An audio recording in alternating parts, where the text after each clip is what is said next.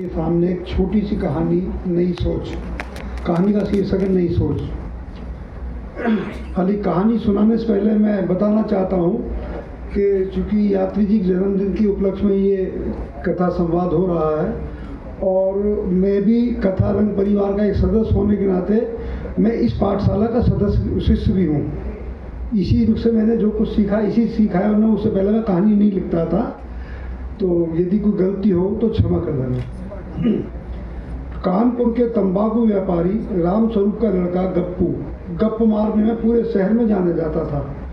बामुश्किल जैसे तैसे बीए की डिग्री पिता के प्रयासों से मिल गई थी, लेकिन हाय रे किस्मत, 38 साल का होने पर भी शादी से महरूम थे। ऐसा नहीं था कि रिश्ते नहीं आते थे, उनका अच्छा व्यापार देखकर बहुत रिश्ते आए, लेकिन गप्पू थे आदत से मजबूर। लड़की वालों के सामने ही 4-5 पैग मारकर पहुंच जाते। ब्राह्मण परिवार में जन्मे गप्पू अक्सर नॉन वेज के मशहूर होटल पहलवान पर देखे जाते। उनकी इन्हीं कारस्तानियों के चलते शहर के किसी ब्राह्मण परिवार ने उन्हें अपनी लड़की देने में कोई रुचि नहीं दिखाई। उल्टे यदा कदा दूसरे जिले से रिश्ता आने पर गप्पू के घोर शुभचिंतक गप्पू के कारनामों की फहरिस्त विस्तार पूर्वक मैं वीडियो के चुगली के रूप में रख देते। फलस्वरूप लड़की वाले गायब। एक दिन तो गप्पू ने गजब ही कर डाला। हुआ क्यों, गप्पू उन्नाव में एक लड़की देखने गए। सब कुछ ठीक से निपट गया। इसी बीच गप्पू महाराज ने लड़की से कुछ देर अकेले में बात करने की इच्छा जता दी। लड़की वालों को भला इसमें क्या आपत्ति होती। दोनों के कमरे में बिठा दिया गया। लड़की ने पूछा, आपको क्या पसंद है। गप्पू को कुछ नहीं सूझ रहा था। वह एकदम कह बैठा, सलीम मोगलई का चिकन रोस्ट और मुगल मोनार्क की विस्की। लड़की ने आश्चर्य पूछा, क्या ड्रिंक भी करते हो। इस पे गप्पू ने जोरदार गर्दन हिलाकर कहा, बिल्कुल, और शादी के बाद दोनों मिलकर मजा करा करेंगे। ऐसे में जो होना था वही हुआ। रिश्ता होने से पहले ही गप्पू और परिवार को लड़की वालों ने बाहर का रास्ता दिखा दिया। गप्पू के पिताजी गप्पू की आदतों से तो दुखी थे ही, लेकिन उससे ज़्यादा उसकी शादी न होने से परेशान थे। उन्हें रात दिन खानदान के वारिस की चिंता सताती रहती। एक दिन राम स्वरूप चिंतामग्न दुकानों पर मुंह लटकाए बैठे थे। उनके दिमाग में रह रहकर गप्पू की शादी न होने का ख्याल आ रहा था। वह किसी भी जतन से इस काम को पूरा करना चाहते थे। इसी बीच अचानक उनके पुराने बाल सगा दिल्ली वाले राम भरोसे आ गए। राम भरोसे को देखते ही उन्होंने उठकर स्वागत किया। वह परिवार की कुशल क्षेम मालूम की। बातचीत में राम भरोसे को राम स्वरूप का चेहरा कुछ उतरा हुआ दिखाई दिया। पहले तो राम स्वरूप टालते रहे, लेकिन ज़्यादा कोरेजने पर दुखी होकर गप्पू की शादी न होने का रोना रो दिया। साथ ही बताया कि गप्पू की आदत चलते कोई रिश्ता नहीं ठहर रहा। राम भरोसे ने कहा, तुम किसी तरह गप्पू की सरकारी नौकरी की व्यवस्था करो, रिश्ता मेरी नज़र में है। बस शर्त सरकारी नौकरी है, लेकिन सरकारी नौकरी मिलेगी कैसे। रामस्वरूप बोला, अरे उसकी चिंता मत कर, बस कोई 10 लाख रुपए खर्च करने पड़ेंगे, नौकरी की व्यवस्था हो जाएगी। भाई राम भरोसे बात को या स्वाद को खर्च हो जाए कोई बात नहीं, चाहे 20 लाख, पर तू मेरी लड़की की शादी करा दे, घर बसवा दे, ताकि दुनिया को पता चले कि राम भरोसे की सच्चा शानदार यारी है। राम भरोसे उसे गप्पू की सरकारी नौकरी लगवाने का आश्वासन देकर कानपुर प्रस्थान कर गए। उन्होंने सिंचाई विभाग लखनऊ में तैनात एक जानकार चीफ इंजीनियर, ये चीफ इंजीनियर जो हैं हमारे अध्यक्ष शिवराज जी नहीं है, इस बात को पहले लोग नोट कर लें। चीफ इंजीनियर से बात की। उन्होंने राम भरोसे को लखनऊ आकर बात करने को कहा। यार की खातिर एक दिन समय निकालकर राम भरोसे साहब की कोठी पहुंच गए। साथ ही उनकी मनपसंद बोतल भी ले गए। साहब ने राम भरोसे का भरपूर स्वागत किया। बोतल देखते ही साहब की बांसें खिल गई। खैर दिन ढलते ही पीने पिलाने का दौर शुरू हुआ। 2 पैग अंदर जाने के बाद राम भरोसे ने गप्पू को अपना भतीजा बताते हुए उसकी नौकरी लगवाने व उसकी एवज में खर्च करने की बात कही। पहले तो साहब नानुकर करने लगे, अरे राम भरोसे पहले की बात और थी, अब सरकारी नौकरी देना बहुत मुश्किल काम है। राम भरोसे बोला, साहब मैं अपनी दोस्ती कारण राम स्वरूप को जवान दे आया, आखिर छोरे के ब्याह का सवाल है। यह कहते हुए राम भरोसे ने तीसरा पैक डालना शुरू किया। वह जानबूझकर साहब के लिए डबल पैक डाल दिया। साहब एक ही झटके में उसे गटक गए। स्वरूप बढ़ते ही बोले, कितने पैसे खर्च कर सकता है तेरा भाई? राम भरोसे बोले, साहब बहुत गरीब आदमी है, फिर भी 5 लाख दिलवा दूंगा। साहब ने झटके से मना करते हुए कहा, बिल्कुल भी नहीं, कम से कम 10 लाख, वे भी तेरे लिए, वरना मेरे पास 15-20 लाख देने वाली भी नहीं लगी है। थोड़ा ना नुकुर करने के बाद राम भरोसे ने 10 लाख देने का वादा कर लिया। कुछ समय बाद एक दिन राम भरोसे अपने साथ राम स्वरूप को साहब की कोठी पर ले गए। वे गप्पू के जरूरी कागज, स्कूली प्रमाण पत्र व नजराना साहब को भेंट कर वापस आ गए। साहब ने 1 हफ्ते बाद गप्पू को बुलाकर चपरासी यानी कि कार्यालय सहायक पद का नियुक्ति पत्र दे दिया। कुछ दिन बाद राम भरोसे के प्रयास रंग लाए। अब गप्पू दिल्ली लड़की देखने जाने की तैयारी करने लगे। इतवार का दिन सन्नो को कानपुर से देखने लड़के वाले आ रहे हैं। 3 दिन से तैयारी जोर शोर से चल रही है। सन्नो के पिता राधे श्याम ने लड़की दिखाई रस्म को सफल बनाने के लिए पूरी लिस्ट तैयार की हुई है। घर की साफ सफाई से लेकर सामान खरीदने से लगा हो। बातचीत ढंग से बहुत ही तहजीब वाला होना चाहिए। नाश्ते से लेकर खाने का मेनू तक राधे श्याम ने खुद बनाया। वह किसी भी कीमत पर इस पार्टी को हाथ से नहीं जाना चाहते थे। राधे श्याम ने दोनों बेटों को अपने पास बुलाया और उनसे मुखातिब होते हुए बोले, यूँ तो तुम्हें पता है कि कानपुर से सन्नो को देखने वाले आ रहे हैं। लड़का सिंचाई विभाग में नौकरी करता है। तुम दोनों ये समझ लो, सरकारी नौकरी वालों का बहुत रुतबा होता है। घर में कोई ऐसा बवाल मत कर देना कि लड़के वाले नाराज होकर वापस चले जाएं। इसलिए भाई तुम दोनों महान हस्तियों से हाथ जोड़कर निवेदन है कि आदमी की जून में रहना। कुल 4-5 घंटे की बात है। मैं किसी को आवाज लगाऊं तो जवाब जी पिताजी आना चाहिए, ना कि हाँ बापू क्यों गला फाड़ रहा है। लड़के वालों पर हमारे परिवार का इंप्रेशन जम जाना चाहिए। उन्हें लगे कि खानदानी और तमीज़दार परिवार है। यदि सब ठीक रहा गया तो इस कम अकल सन्नो के हाथ पील हो जाएंगे, वरना पूरी जिंदगी तुम भाई बहन कुत्ते बिल्लियों की तरह लड़ते रहना। इस पर राधे श्याम के बड़े बेटे ने बीच में बात काटते हुए कहा, बापू तेरा भाषण बहुत हो गया, हम तुझसे ज़्यादा दुनियादारी जानते हैं, तू चिंता न कर, हम सब संभाल लेंगे। फिर भी राधे श्याम ने बहुत प्यार से कहा, देखो बेटो, पिछली बार की तरह इस बार गुस्सा दिखाकर भागा मत देना। लड़कों ने राधे श्याम की बात सुनकर भी अनसुनी कर दी। इसके बाद राधे श्याम ने सन्नो को अपने पास बिठाकर कहा कि छोरी कान खोलकर सुन ले, तेरी उम्र 36 साल हो गई। बड़ी मुश्किल से राम भरोसे भाई की तिकड़म से एक रिश्ता हटाया है। लड़कारी सरकारी नौकर है। अच्छी बात यह कि कानपुर काफ़ी दूर है, अभी तक वहाँ तेरे लक्षण नहीं पहुँचे हैं। इतवार को लड़के वाले आ रहे हैं, उनके सामने जरा देर के लिए अपनी चोंच बंद रखना। कभी चवड़ चलावे और हाँ जो वो मालूम करे उसका जवाब ठीक ठीक में सीधा देना। कभी उल्टी ही बोले। बस 4 घंटे के लिए सीधी सादी और सभी का सम्मान करने का दिखावा कर देना। और यदि कहने कुछ भी गड़बड़ की तो ये रिश्ता भी हाथ से निकल जाएगा, सारी उम्र कुंवारी बैठी रहेगी।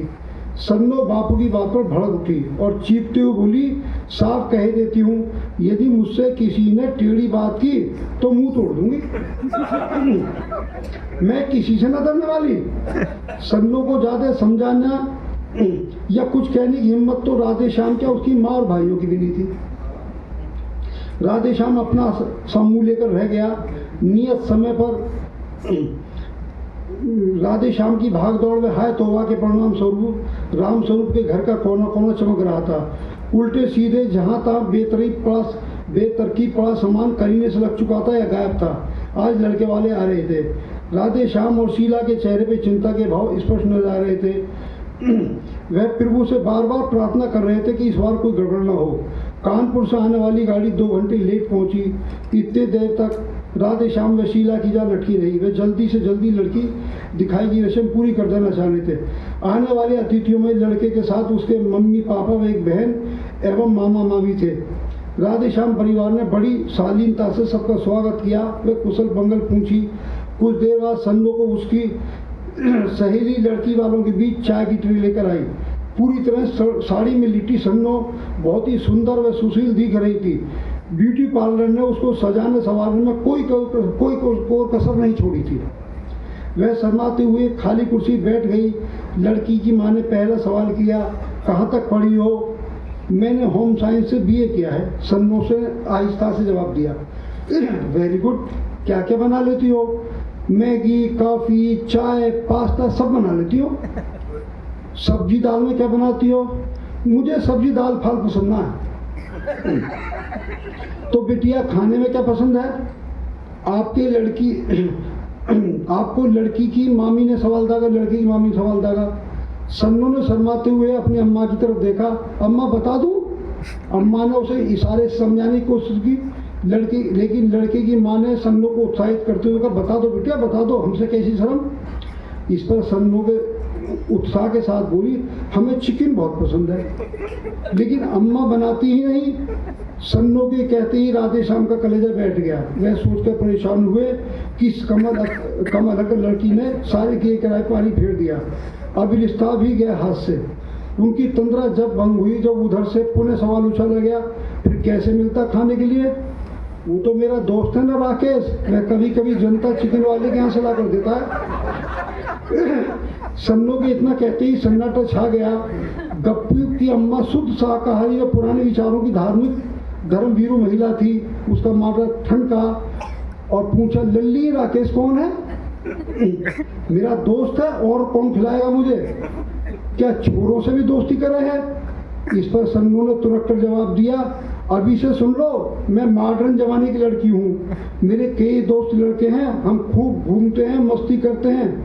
इतना सुनते ही लड़की की माँ ने कहा, हमें इतनी मॉडर्न बहू नहीं चाहिए, उठो घर चलें। इस पर राधे श्याम ने सन्नो को घूर कर चुप रहने का इशारा किया। वह घर के अंदर जाने को कहा। सन्नो के जाते ही राधे श्याम बोला, बहन जी, हमारी सन्नो हंसोड़ स्वभाव की है। मैंने तो आपको पहले ही कहा था कि लड़की हंसमुख और मजाकिया है, आप भी उसकी बातों में आ गई। दूसरी ओर सन्नो के घर में जाते ही बड़ा भाई और माँ सन्नो पर बरस पड़े। उसे खूब डांट लगाते हुए समझाया, लड़का सरकारी नौकर है, शादी के बाद अपने साथ ले जाएगा, फिर खूब मजे करना, लेकिन अभी बिल्कुल शरीफ, सुशील, हंसमुख बनकर सबका दिल जीत ले। और एक बात, जो राकेश पे चिकन वाली तेने बताई है, वो तू ही मैनेज कर। यदि यह रिश्ते वाले तुझे रिजेक्ट कर गए तो ध्यान रखना, पूरा परिवार मिलकर तुझ पर डंडा बजाएगा। सन्नो माँ और भाई की धमकी से डर गई। थोड़ी देर बाद सन्नो पुणे बैठक में आकर बैठ गई और जोर का ठाका लगाते हुए कहा कि बताओ मेरा मजाक कैसा लगा? राधे श्याम ने बात संभालते हुए कहा, इसने तो कॉलेज में घर के अलावा आज तक कुछ न देखा, और हाँ, चिकन तो क्या प्याज तक नहीं खाती हमारी लड़की। राधे श्याम की धधकती आंखें देखकर सन्नो डर गई। उसने चुप रहने पर अपनी भलाई समझी। चाय नाश्ते के बाद सन्नो को गप्पू के साथ बराबर के कमरे में बिठा दिया गया। गप्पू और सन्नो जब अकेले बैठे तो दोनों बातचीत शुरू हुई। गप्पू बोला, देखो सन्नो, मैं तो सीधा साधा आदमी हूँ, बस हल्का फुल्का चिकन दारू का शौक है। दफ्तर से आते वक्त बस अड्डे पर बिरयानी खा लेता हूँ। अम्मा को मत बताना, वरना फिर वही हंगामा। सन्नो खिलखिलाकर हंस दी। अरे फिर तो मुझे भी किसका डर, आप सिर्फ कच्चा चिकन लाना, मैं घर पर ही पका कर खिला दूंगी और खुद भी खाऊंगी, बहुत मजा आएगा। इतना कहते हुए सन्नो ने फुसफुसा कर कहा, पर एक बात सुन लो, शादी के बाद मम्मी पापा को तुम ही संभालना, मैं ज्यादा झूठ मूठ की बहुगिरी नहीं कर पाऊंगी। गप्पू बोला, कोई बात नहीं, बस मेरी परवाह और चिकन दारू की पार्टी वाली बात मत मुकर जाना, फिर मैं सबको देख लूंगा। तुझे कुछ कहने की वजह किसी में ना होगी, दिल की रानी बनाकर रखूंगा, रानी। मैं तो अभी बाहर जाकर मम्मी को बोल दूंगा कि तुम्हें चिकन से एलर्जी है। और रही बात बहुगिरी की, तो उसे छोड़ो, बस टाइम से चिकन और 2 पैक मिल जाए। दोनों की आंखों में शरारती चिमक थी, जैसे बरसों से एक साथी की तलाश हो। थोड़ी देर बाद दोनों ने मुस्कुरा कर एक दूसरे की तरफ देखा। सन्नो बोली, मैं तेरे जैसा मस्त मर्द चाहती थी, मैंने 10 से ज़्यादा लड़के रिजेक्ट कर दिए, आज मिला मेरा जैसा सरताज। गप्पू ने भी उसे गले लगा कर कहा, अब तुझसे क्या छिपाऊं सन्नो रानी, मेरे सच बोलने के चक्कर में 15 से अधिक लड़के वालों ने मुझे रिजेक्ट कर दिया। मुझे क्या पता था मेरी कदरदान दिल्ली में बैठी हुई है। गप्पू ने जेब से छोटा सा फ्लास्क निकाला, तो अब शकुन के एक एक घूंट हो जाए। सन्नो हंस पड़ी, अब नहीं, पहले शादी होगी फिर सब खुलेआम। कमरे से बाहर आकर राधे श्याम और राम स्वरूप बेचैन बैठे थे। गप्पू बाहर आया, उसके चेहरे पे खुशी छाप दिखाई दे रही थी। वह मुस्कुराते हुए बोला, पिताजी मैंने सारी बात कर ली है, जैसी पत्नी मैं चाहता था इसमें सभी गुण हैं, बहुत संस्कारी और सुनील है, मुझे बहुत पसंद है। सन्नो भी लजाती हुई बाहर आई, एकदम शांत। किसी को यकीन नहीं हुआ कि अभी कुछ देर पहले यही सन्नो चिकन और राकेश की कहानी सुना चुकी थी। लड़के की माँ ने शक की नज़र से सन्नो को देखा, और गप्पू ने तुरंत पैर छूकर कहा, अम्मा तुम्हारी होने वाली बहू थोड़ा मजाकी स्वभाव की है, लेकिन आपकी खूब सेवा करेगी, अब जल्दी से रिश्ता पक्का कर दो। गप्पू की माँ ने राम स्वरूप की को आंख मारी, बहू वैसी ही चाहिए थी जैसी है। राम स्वरूप ने राम भरोसे की तरफ देखा, यार तेरे 10 लाख वसूल हो गए। और राम भरोसे बोला, अब तो ब्याह में दारू मेरी तरफ से। धन्यवाद।